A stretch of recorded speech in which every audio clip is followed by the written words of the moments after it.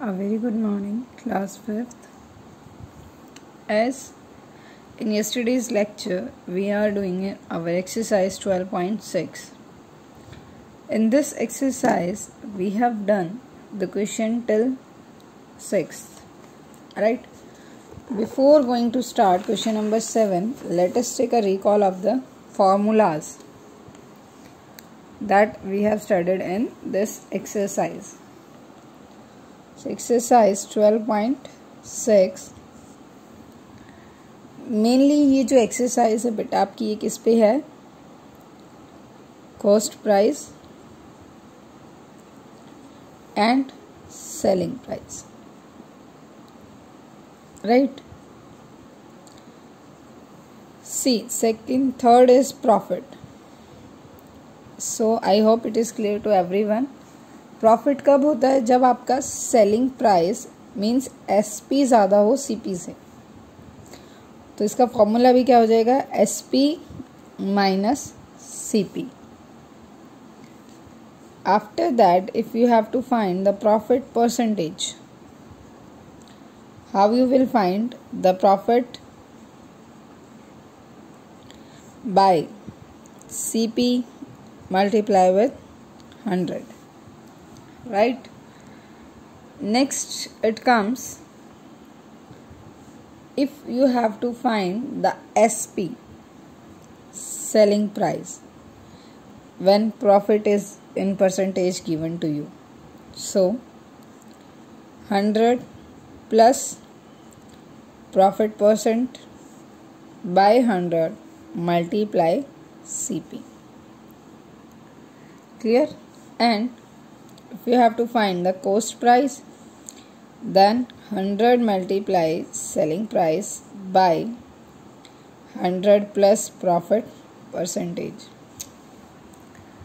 Simple है. अगर आपको प्रॉफिट गिवन है तो उस प्रॉफिट से देखो आप प्रॉफिट परसेंटेज फाइंड आउट कर सकते हो, आप सेलिंग प्राइस फाइंड आउट कर सकते हो, and you can find the cost price also, right.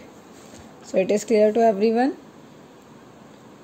Profit percentage equals to profit divided by CP multiply with 100%, and SP means selling price. Selling price equals to 100 plus profit percent by 100 multiply with cost price. And for the cost price, it goes opposite. 100 multiply selling price divided by 100 plus profit percent. So this is about the profit. Now come to loss. Loss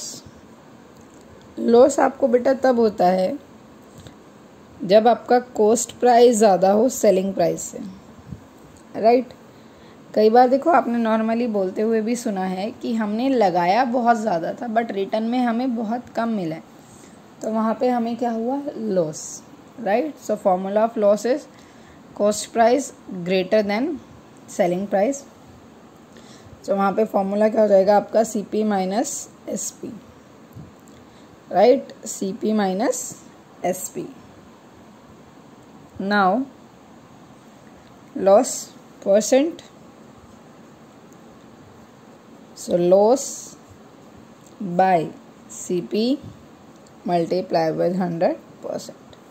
क्योंकि percentage में find out करना है, यहाँ भी हम profit percentage में कर रहे थे, तो ये क्या आएगा, मल्टीप्लाई विद 100%. नाउ सेम अगर आपको सेलिंग प्राइस फाइंड आउट करना है, तो यहाँ देखो हम प्रॉफिट ऐड कर रहे थे, यहाँ पे आपका लॉस जो है वो माइनस हो जाएगा by 100 multiply with cost price. Loss जो है वो सब्ट्रैक्ट होगा. सेम.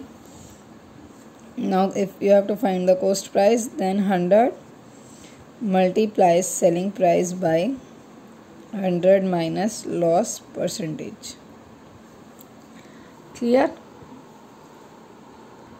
Simple है बहुत. You have to learn these formulas if you have to do the exercise very clearly. Clear बेटा. अगर आप खुद एक्सरसाइज ट्राई करोगे, आप फॉर्मूलाज लर्न करोगे, एंड फिर इन फॉर्मूलाज के बेसिस पे if you try to do the exercise 12.6, then that exercise is very easy. Now let's see The next question in this exercise, question number 7. Find the cost price of an item sold for rupees 1092. Sold means this rupees 1092 is selling price at a loss of 9%. तो उसको क्या हुआ है, loss, और हमें find क्या करना है, कोस्ट प्राइस. सो देखो लॉस के साथ जो आपका कोस्ट प्राइस का फॉर्मूला है वो ये जाएगा 100 multiply selling price by 100 minus loss percentage. Right. So now let's see the question number 7. In this we have to find CP. Put it like this: selling price rupees 1092, loss equals to 9%. Now for CP, 100 multiply selling price by 100 minus loss percent. Clear? Now 100 multiply selling price 1092, 100 minus 9. तो देखो यहाँ पे ये जो quantity है minus में है, तो आप यहाँ 100 से 100 सब्ट्रैक्ट कट नहीं कर सकते. राइट. सो ये क्या हो जाएगा आपका 100 multiply 1092 by 91. Right. So this one come 1,09,200 by 91. So now we will check it on dividing it this by 91. 91 ones are 91, 9 minus 1 8, 10 minus 9 1. This will come 2. So 91 की अगर आप 2 से मल्टीप्लाई करते हो तो बेटा 2 1 जा 2, 2 9 जा 18 सेम. सो यहाँ क्या आएगा 2, 182 0. 2 zeros left है, put it here and your answer is rupees 1200. Clear the question? rupees 1200. Simple है, आपको कॉस्ट प्राइस फाइंड आउट करना था. सेलिंग प्राइस गिवन है rupees 1092, loss equals to 9% and cost price equals to 100 multiply selling price by 100 minus loss percent. आपको सिर्फ फॉर्मूले में value put करनी है. ये फॉर्मूला है. Don't make a box like this. I am just highlighted it कि आपका ये फॉर्मूला है जो हमें लॉस गिवन होता है, कॉस्ट प्राइस फाइंड आउट करना होता है. Now the next question, question number 8 is find the cost price of an item sold rupees 1725 at a gain of 15%. It means gain का मतलब क्या होता है? गेन मीन्स होता है बेटा profit. Gain means profit. So question number 8,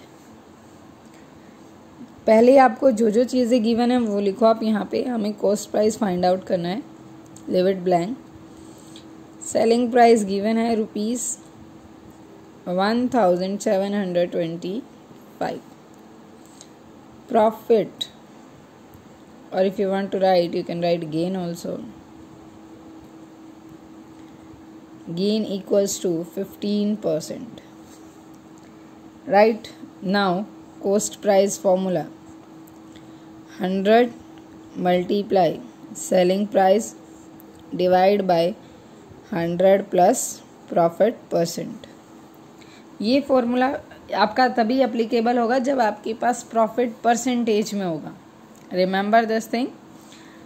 cost price आप इस फॉर्मूले से तब फाइंड कर सकते हो जब आपको प्रॉफिट जो है वो परसेंटेज में गिवन है. Put the values 100 multiply 1725 and 100 plus profit percent 15. It becomes 100 multiply 1725 by 115. So choice is yours. If you want this one, multiply with 100 and divide by 115. हम इसको डायरेक्ट भी डिवाइड कर सकते हैं. सी, डायरेक्ट डिवाइड करने में बहुत इजीली आपका आंसर आ जाएगा. 115 2 से करोगे इट बिकम्स 2 5 10 230. सो 1 पे जाएगा आपका 115. 12 minus 5 7 6 minus 1 5. Then take again 5. Now 5 से मल्टीप्लाई करके चेक करते हैं हम. 5 5 25 2 5 1 5 plus 2 7 and 5. 575. Same, it goes on 5. How many zeros? 2. Put 2 zeros here. Now the cost price is rupees 1500. Clear this one? Division is your choice, and you have to show this division in notebook also if you are doing by dividing. अगर आप cut करके कर रहे हो 5 की table से, then that is your wish. So here our exercise 12.6 is over. Clear everyone? I hope the cost price, selling price, profit, loss, profit percentage, loss percentage, selling price and cost price, when profit given, when loss is given, everyone can do easily, right? Now after this exercise, our next topic is about the cash memo and bill. See, we have discussed this in starting of the exercise also, right? So देखो, bill क्या होते हैं आपकी. आप किसी भी store पे जाते हो, वहाँ पे ऊपर क्या होता है, स्टोर का नाम, उसके बाद डेट, राइट. मेनली क्या करते हैं यहाँ पे, जैसे आप ड्राई क्लीन वाले की शॉप पे जाते हो या ज्वेलर्स की शॉप पे जाते हो, वहाँ पे ऊपर आपका नेम के लिए भी स्पेस होता है, कस्टमर नेम, राइट. आपका स्टोर का नाम या जिस भी शॉप का नाम है वो, उसके बाद date, then customer name, right. After that items, quantity. Item है कि आपने क्या क्या खरीदा है. जैसे अगर आप एक शॉपिंग मॉल में जाते हैं तो आप शर्ट लेते हैं, पैंट लेते हैं, राइट. बहुत सारे आइटम्स होते हैं तो वो यहाँ लिखे जाते हैं. क्वांटिटी, आपने उस एक आइटम की, शर्ट आपने कितनी खरीदी है वो क्वांटिटी होती है. आपने 3 शर्ट लिखी है, यहाँ शर्ट लिखेंगे, यहाँ पे 3. रेट, प्राइस ऑफ 1, 3 से मल्टीप्लाई करेंगे उसको. देन रुपीज़ हेयर एंड पैसे है तो वो यहाँ पे. ये होता है आपका bill. When we buy something from our shop we also get a cash memo. अगर हम किसी शॉप से कुछ खरीदते हैं तो वहाँ रिटर्न में हमें क्या मिलता है बेटा, एक कैश मेमो, जो क्या होता है, बिल उस चीज़ का, right. It shows us what we have bought, its rate, quantity and the amount we are suppose to pay. उस कैश मेमो में, उस बिल के अंदर क्या क्या होता है, जो चीज़ें हमने खरीदी हैं वो, पर चीज़ के ऊपर rate, quantity and the amount जो हमने वहाँ पे किया है, right. Important is the slip of paper on which a shopkeeper note down the requirements of a customer and calculate the total cost of item purchased is called a bill. Slip of paper, एक paper slip on which a shopkeeper notes down the requirement of a customer, जिसपे वो लिखता है कि उस customer को क्या क्या चाहिए, and calculate the total cost of items, और वो उनकी cost को जो है वो total करता है जो उन्होंने खरीदा है, is called a bill. उसको हम क्या बोलते हैं, bill. Now see, one example is here for you, that is, Sahil visit Mumun store and makes following purchases. First, 7 toffees, 2 packets of biscuit, 1 chocolate and 4 balls. He get a cash memo. So देखो cash memo कैसा है आपका, ऊपर cash memo लिखा हुआ है, then store का नाम, उसके बाद डेट. सी डेट यहाँ पे आप अपनी तरफ से डाल सकते हो. देन आता है आपका आइटम, क्या क्या आइटम्स थे उसके पास, toffee, biscuit, chocolate and balls. ये हो गया just the name of the items. After this it comes quantity. तो क्वांटिटी में देखो यहाँ पे गिवन है 7 टॉफीज, तो क्या लिखा है 7. Then 2 packets of biscuit 2, chocolate 1 and जो बॉल हैं वो 4. रेट टॉफ़ी का जो 1 टॉफ़ी का जो रेट है, यहाँ पे याद रखना जो हम रेट लिखेंगे वो एक क्वांटिटी का लिखेंगे. बॉल जो है टॉफ़ी 1 जो है वो 1 रुपी 50 पैसे की है. बिस्किट 1 पैकेट 15 रुपीज़ 50 पैसे. Chocolate 1 15 rupees and ball 6 rupees. Next जो आपका कॉलम आता है रुपीज़ का, वहाँ आप क्या करते हो, रेट और क्वांटिटी को मल्टीप्लाई करके लिखोगे. अब देखो 6 4 24 है. 1.50 multiply with 7 it comes 10.50 means 10 rupees 50 पैसे. Clear this one. उसके बाद डाउन साइड क्या आएगा आपका total. One remember is given, that is rate and quantity are multiplied to get the amount a person has to pay for it. Rate और quantity को हम क्या करेंगे, multiply करेंगे. After that we add up all the amounts to find out the total amount to be paid. उसके बाद हम इस total amount को क्या करते हैं, add करते हैं and find करते हैं कि how much amount we have to pay. Clear? This is about the bill. Now, what is the uses of bill? Why it is required? A shopkeeper can keep a track on day-to-day sales. Firstly, shopkeeper के लिए क्या uses होते हैं bill के, कि उसके पास उसको पता चलता रहे कि रेगुलरली डे बाय डे कि आज उसने इतना सामान सेल किया, आज उसका इतना सामान गया है, आज ये गया. राइट. तो शॉपकीपर के लिए क्या है, वो एक ट्रैक बन जाता है, मीन्स एक रिकॉर्ड मेंटेन हो जाता है जब वो स्लिप्स देता है. Second is the customer can cross check the price of items purchased and their total cost. हमारे पास जब बिल आता है हम एक बार क्रॉस चेक करते हैं, एवरीवन डू दैट, कि जो यहाँ पे टोटल रुपीज़ लिखे हुए हैं और नीचे जो टोटल है दैट इज इक्वल और नॉट. राइट. उसके बाद in case of any problem the customer can exchange the item early by showing the bill. See अगर आपने किसी शॉप से पर्टिकुलर एक शॉप से एक सामान खरीदा है और वो आपको पसंद नहीं आया, so with the help of that bill you can exchange the material also. With the help of the bill you can exchange the material also from the shop. See अगर आपके पास कोई ये जो बिल है बेटा, इट इज़ अ प्रूफ, एक valid proof होता है ये. इसको आप कहीं भी जाओगे हर जगह ये एक्सेप्टेबल है. अगर आपके पास कोई प्रॉपर स्लिप है जिसके ऊपर स्टोर का नाम, आप यहाँ पे डेट, अगर सारी चीज़ें मेंशन है, so that can be calculated as a proof. So जो बिल है that is very important.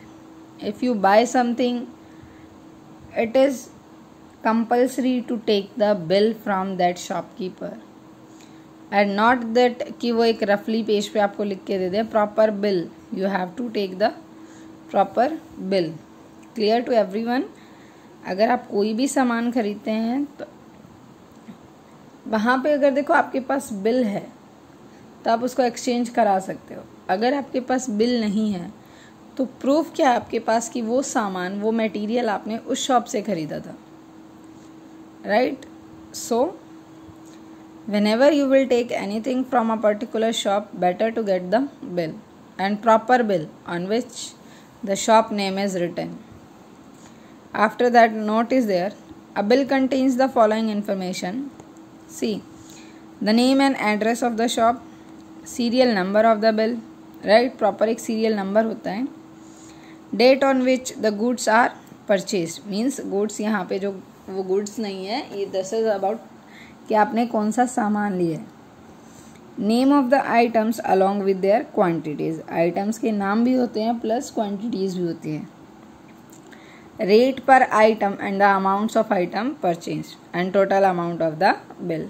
Clear? Now this is about your exercise 12.7. In this exercise, 2 bills are there that is made for you. Now, first is Mona visits a restaurant with a friend. Eat and Treat restaurant. Restaurant का नाम क्या है? Eat and Treat. Now, menu is here. Burger, pizza, sandwich, french fries, samosa, dosa, cake and cola. So prepare a bill for the following order. Order is this, तो आपको इसके लिए bill बनाना है, not for this. 4 samosa, 1 pizza, 4 colas, 5 dosas and 2 sandwich, and after that the total amount. Now let's see how you will do this.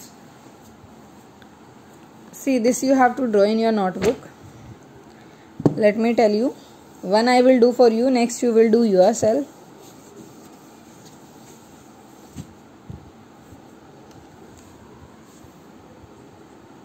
Exercise 12.7. Upper stair, what is written here?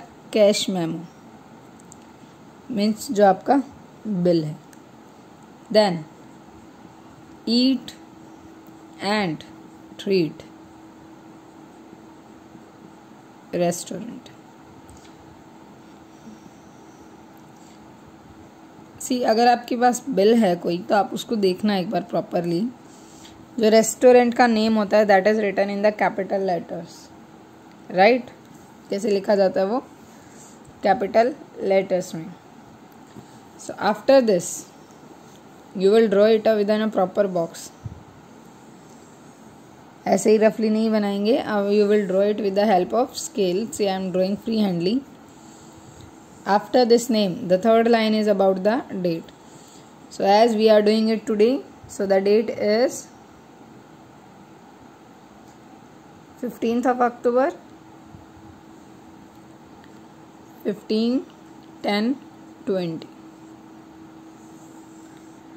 After this, here is item, quantity, then rate, then rupees and paise. So now, firstly, item samosa, just you have to write the name. Pizza, colas, then dosa and sandwiches.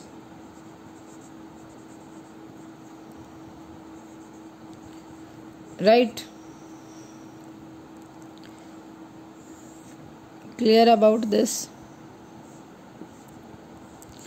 Now the downside,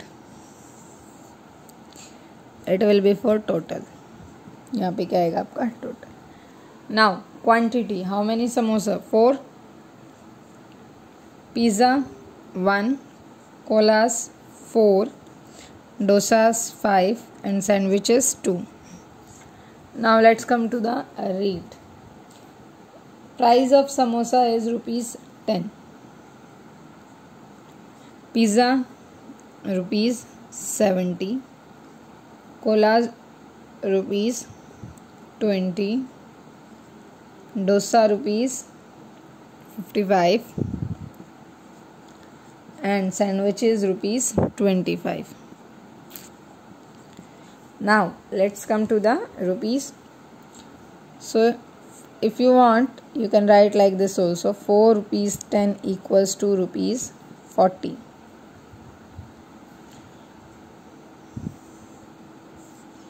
Right? Next, 1 multiply rupees 70 equals to rupees 70. 4 multiply rupees 20 equals to rupees 80. 5 multiply ₹55, क्योंकि आपको क्या करना है, quantity को rate के साथ multiply करना है. You have to multiply the quantity with the given amount. 5 5s are 25, 2 goes carry, 5 5s are 25 plus 2, rupees 275. And next is 2 multiply rupees 25 equals to rupees 50, equals to rupees 50. Clear? This is about your rupees. And पैसे पैसे की place पे आप zeros भी लिख सकते हैं. Clear? सो यहाँ से आपका अमाउंट आएगा. Now we have to total this 0 0 0 5 and 0 5. 4 plus 7 11, 11 plus 8 19, 19 plus 7 26, and 26 plus 5 31, 1 and 3 plus 2 5. सी आप टोटल भी करके चेक कर सकते हैं. ₹515. What come? ₹515 and 00 पैसे. Now clear how to make the bill. Now second one is Aman made some purchases from Best Stationery Mart.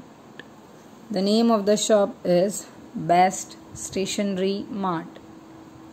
Rate list is pencil ₹7.50, pen ₹15, notebook ₹20, register ₹35, pad ₹17, CD ₹10, diary ₹30 and pen stand ₹80. Pads होते बेटा जो आपके note pad आते हैं. Prepare a cash memo for the following purchases: 6 pencil, 5 pens, 3 notebooks, 2 pads and 1 diary. So see, one bill is made for you. Item you will write pencil, pen, notebook, pads and diary. Quantity, price from this, and then multiply and write the total amount. Clear? This exercise 12.7 is over. After this, one HOTS is given to you. This also you have to do. Find the error in the bill and write the correct amount. देखो यहाँ पे item given है. Proper bill ऐसे होता है बेटा जहाँ पे बिल नंबर होता है, प्रॉपर शॉप का एड्रेस होता है और डेट होती है. तो आपको इस बिल में एरर फाइंड करना है.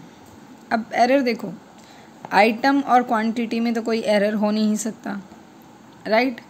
क्योंकि हमें नहीं पता जिस शॉप से ये चीज़ें परचेज की गई है वहाँ इनको किस नाम से बुलाते.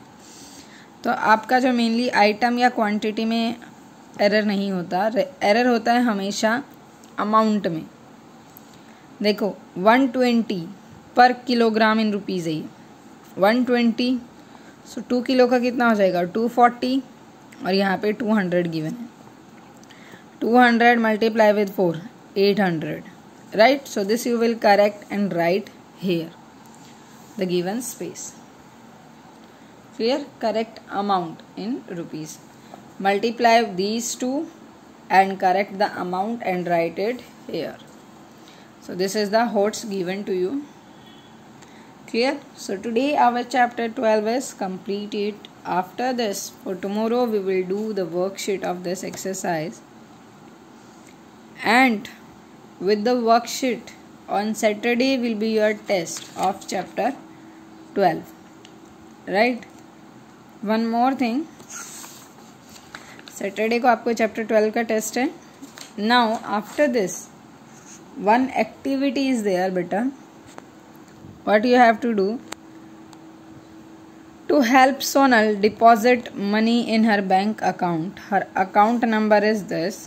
To deposit money in a bank account we have to first fill a pay in slip. देखो जब हम अकाउंट में या तो आप सबमिट करवाते हो या वहाँ से पैसे निकालते हो तो उस टाइम पे आप क्या करते हो, आपको एक स्लिप फिल करनी होती है, राइट? उस स्लिप में आप कैसे फिल करते हो? See, name, the name of the account holder, account number which is here, and date on which date you are submitted to the bank.